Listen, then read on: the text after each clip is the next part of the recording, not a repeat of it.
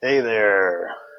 Thanks for tuning in today. This is Joe Jonart, Joe, your mortgage pro with the Builder Affinity team here at Bank 34.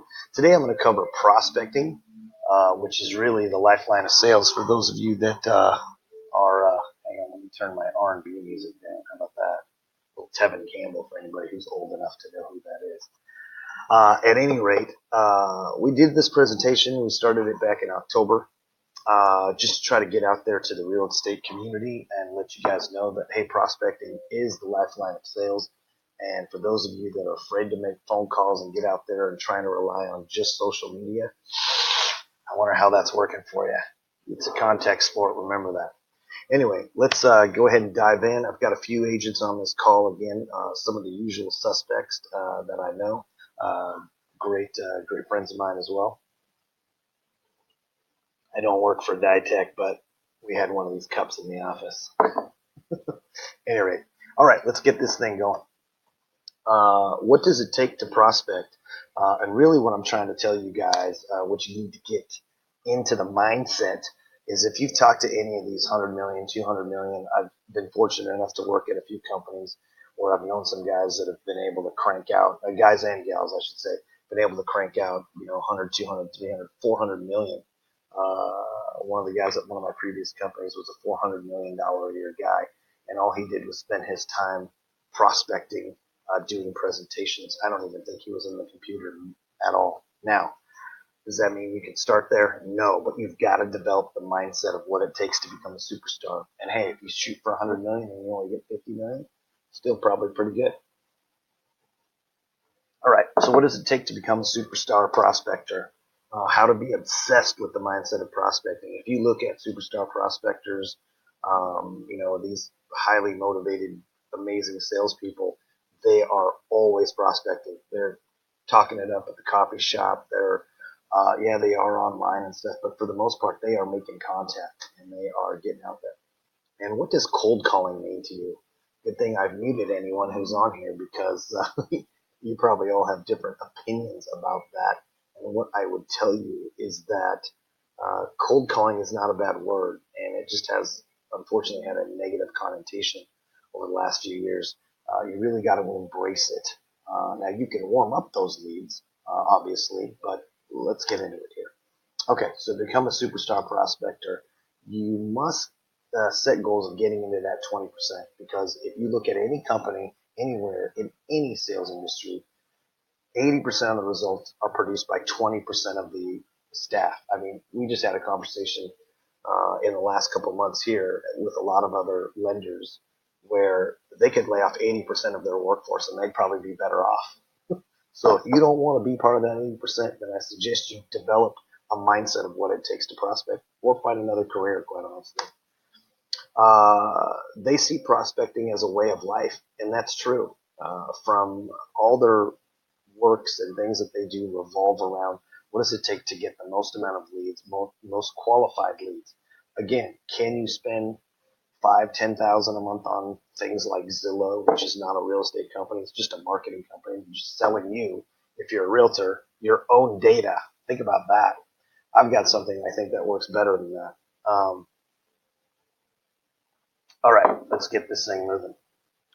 Here's what prospecting superstars don't do.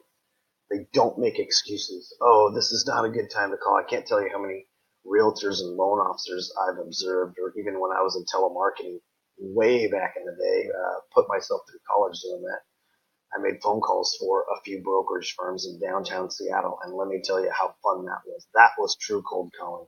We have it so much easier these days, people. You've got events, you've got all kinds of things you can do. At any rate, they don't make excuses. The client might be busy. They complain, they don't complain, nobody's calling me back.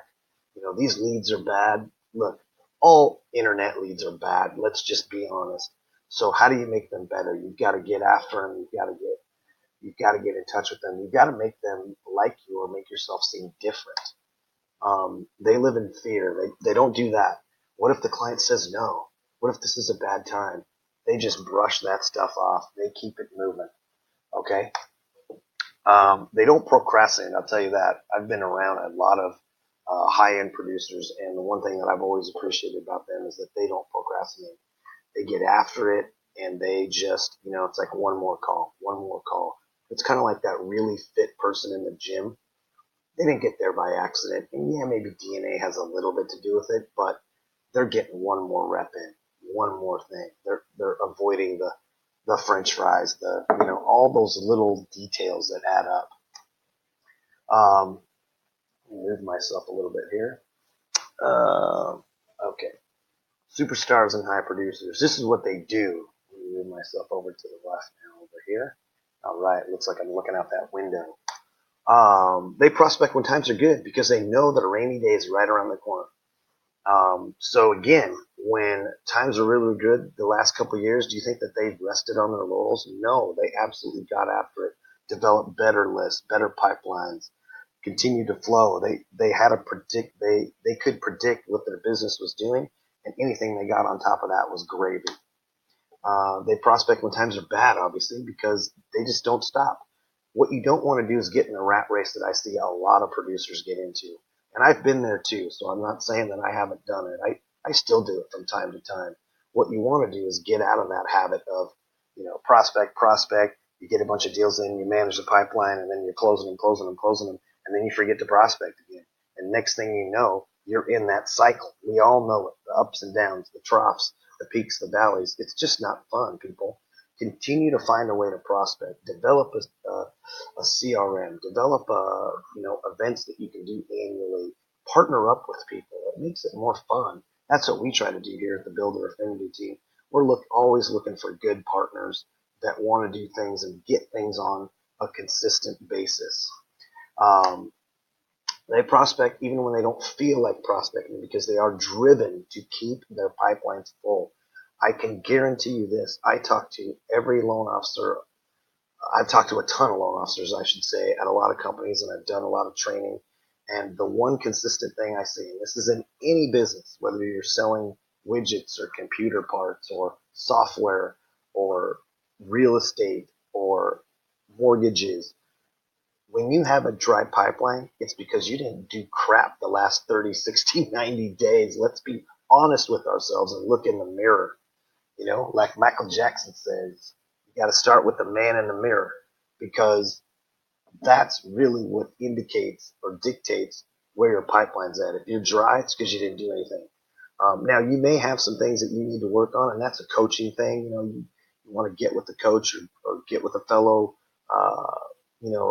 person in your office and try to figure out, hey, maybe I'm not saying the right things, or maybe I'm being too aggressive, or whatever it may be. You've got to kind of look at that as well. But I can guarantee you, for the most part, it's usually because you didn't do anything in the last 30, 60, or 90 days. So does that mean we need to feel bad? Hey, feel bad for a minute, but move on. You got to get going.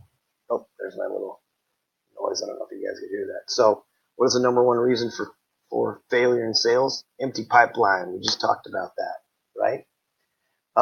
Here's what superstar don't. They don't make excuses. I might not be a good time. Nobody's calling me back. I'm repeating this. They whine. The leads are bad because I really want to get it in your head. You've got to stop complaining about that. Okay? They live in fear. You can't live in fear. They don't procrastinate. Again. So here are some other things. Being obsessed with prospecting, success leaves clues. We've heard that a few times. There's no need to reinvent this wheel. Just study and follow what successful people have done. If you don't have a role model or a mentor or a business partner, whether you're in real estate, lending, you guys need each other. You need attorneys, you need CPAs, you need all of those things. If we're talking just about real estate here, to formulate a team, manage a pipeline. Again, we have a system here that we believe in that there are some really high-end producers that utilize. It's called Home Scout. It helps you manage a CRM and a pipeline, but it's like anything else. And any other sales tool you may have at your company. If you don't use it properly, it's ineffective. But here's the one thing you don't want to do. Don't be a victim. Optimistic and enthusiastic winning and optimistic mindset. Do not be a victim. We've heard that time and time again. Be competitive. They're hardwired to win. Superstars and, amazing prospectors are ones that are hardwired to win. They're confident. You've got to be mentally tough. Let's face it. To hear no over and over again, that's the reality of it. I'm not going to sugarcoat this for you. I know there's systems out there. I've tried some of them too. That say never cold call again. There's some good little techniques and things you can get from that, but for the most part, you've got to interrupt people. That's what you're paid to do. Otherwise, everything would be a blip on the screen. Now, some industries are going to that, but I digress. Anyway, you got to be systematic and efficient. Let's face it, there's only 24 hours in a day. You got to be able to have a life as well. I'm a big fan of using a calendar. I can't emphasize it enough. I am a calendar freak. I'm more than happy to share my system with you. I call it designing a life. You may have heard that from somebody like Anthony Robbins. I've gotten a lot of this stuff from a lot of these self-talk, self-help guys. I've read a ton of books on this stuff as well. But really, you've got to develop a calendar. Put all your personal stuff in there first so you don't have any excuses for not getting it done with being with your family, being there for the kids' soccer games, and track meets, and basketball and football, whatever it is. You get that stuff in there first, and then work can kind of revolve around it. Maybe. That's just an idea. The other thing about high-end prospectors is that they can tune out distractions. They avoid interruptions. Maybe they put a sign on their door. Some says, "Hey, don't interrupt me for 2 hours. I'm making my calls." That's what they do. There's other systems out there like the Core, which is a great system. A lot of the high-end producers have used something like that as well. And really, it's just a discipline of getting 2 to 4 hours of calls in. Somebody yelling at you, telling you need to do that. I don't think you need anybody yell at you. If they do, call me up. I'll yell at you and charge you $1,500 a month. Anyway, thirsty for knowledge. Let's face it, those that are successful are always looking to learn. They welcome feedback and coaching. They seek out every opportunity through audiobooks, blogs, online training, seminars. Now, I say that with a little asterisk here. I should put one in there actually. But what you don't want to do is get in that habit of the analysis by paralysis and just over analyzing things. In the tech industry, in the tech days, I see people do it all the time. I see clients do it. They'll go get 15 quotes from 15 lenders. Well, by the time they're done getting those quotes, the rates have already moved a quarter point. You've probably seen it in real estate. Clients wait way too long. Back in the day in that environment, you wouldn't survive. You wouldn't get an offer done, right? So at any rate, just something to think about. I do think that, you want to continue to educate yourself. You do got to be a little adaptive and flexible. Let's face it. You've got to have situational awareness. You've got to respond to things. Adopt, adapt, and adapt. Those are three characteristics of a fanatical prospector, as I'd like to call them. That's a really good book, by the way, too. I've gotten a lot of this stuff from that book, so I'd recommend getting that audio book. Be relentless, have a high need for achievement. They never give up. They're always persistent. I guess persistence is probably an easy thing. Again, I'm just giving you guys an overview. There's a lot of things that you can do in developing a fanatical prospecting mindset, but this is just a start. Okay, to cold call or not. You want the truth? Here's the truth. And this is, I think, in one of those books that I mentioned.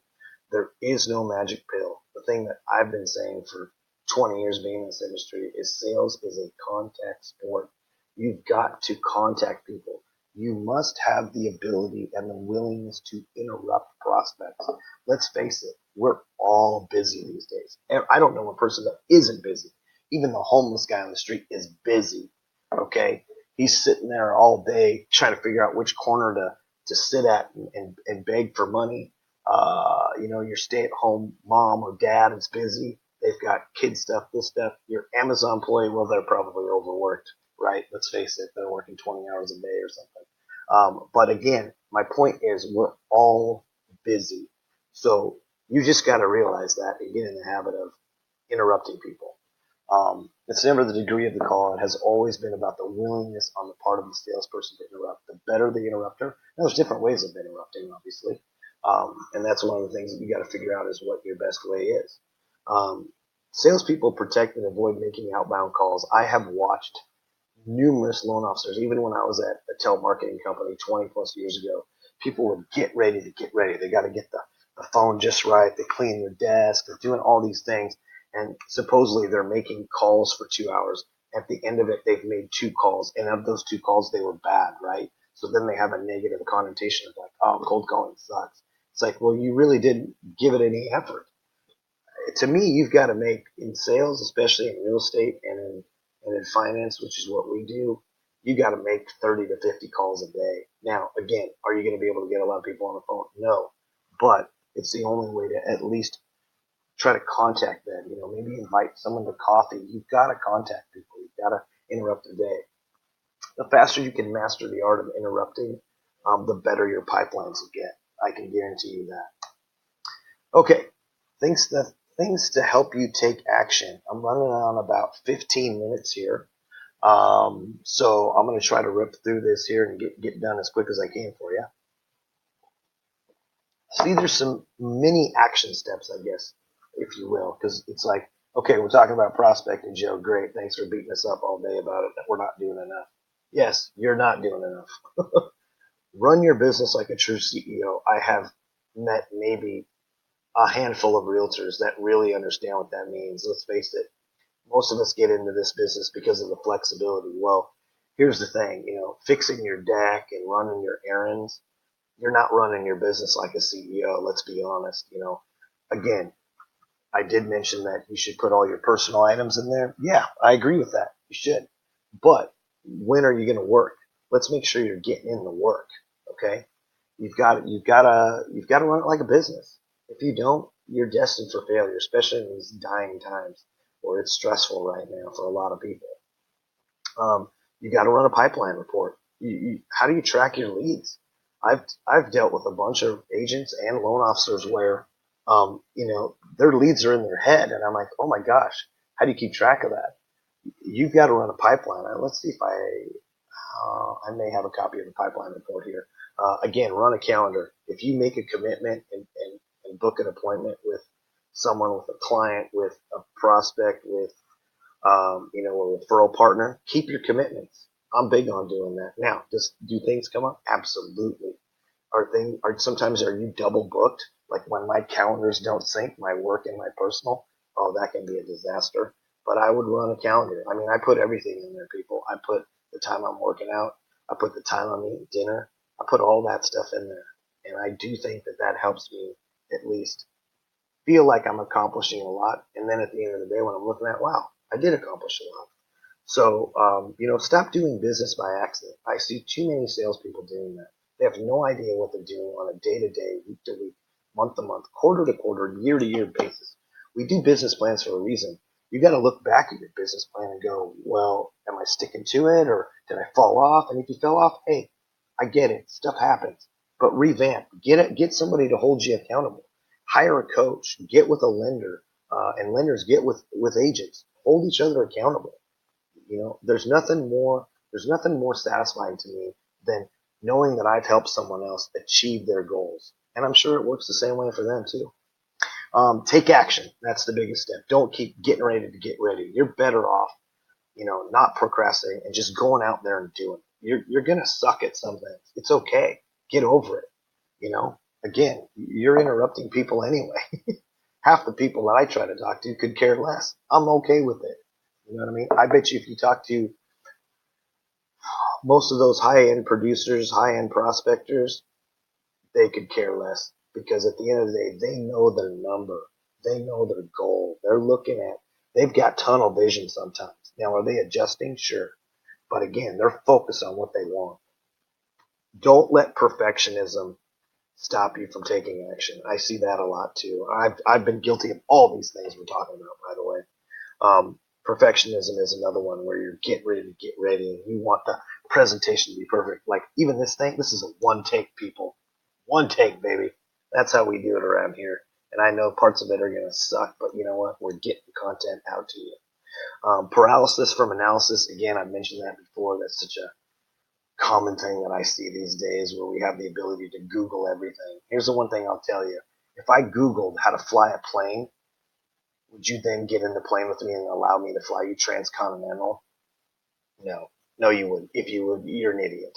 Because that doesn't solve everything. Yes, Google is part of our world and we have the ability to look up things and get some answers to some basic things. But I would say this, even in lending, and it might be true in real estate as well. I've done enough transactions that every client is a little bit different. And a lot of the things that you see and look up in references are to the masses.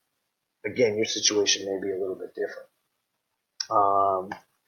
Okay, so here's some of the systems that I use and that we recommend. Let me see, where can I put myself so I'm out of the way? I'll just put myself in this top corner. How about that? Tools to help you take action. Home Scout app. Here's the thing I'm going to give you. This is my free thing I'm going to give you, and I've done this on a few other ones too. Go to Home Scout and go to if you've got a Droid or an iPhone, you can get Home Scout, download it for free. It allows you to look up properties. It's not like Zillow where people are going to call you constantly. Your information is not going to be sold. It's totally private. I love it. It's an amazing tool to help you search for properties anywhere in the country. And again, unlike a Zillow or a Trulia or any of these other ones, every time you switch zip codes, you've got a new set of people that they're selling that information to that are going to call you. Now with Home Scout, man, it's awesome. Use the VIP code, which is just my cell phone number. We provide it to you for free, 206-910-2247. It helps you accumulate buyers and reduce competition. That's really the key of this thing for you agents out there. It's an amazing tool. Again, here's a sample of a pipeline. I just use an Excel spreadsheet. You may have Salesforce. You may have this. You may have XYZ sales company selling you a database for $2,500 a month. Great. Whatever floats your boat. I think a Google spreadsheet or an Excel spreadsheet works because you can share that spreadsheet. If you're working with a team, it's handy to have all that stuff in there. I put the client's name, the product we're putting them in, their email, their phone number. And then for me, because I'm old school and I'm old, I like to print it actually and have it with me. So I'm in the car, I'm at the coffee shop, standing in line. Hell, I'll make a couple calls because chances are you may not get them on the phone anyway, but I'm going to leave them a voicemail. I'm going to leave them a nice one too. Run a calendar. You can see in here one of my samples. I have everything in here from my daily call with my team to I'm flying to Albany this day to attend a thing in New York. I'm going to Dialing for Donuts. I'm attending another event. I'm doing some lead generation here.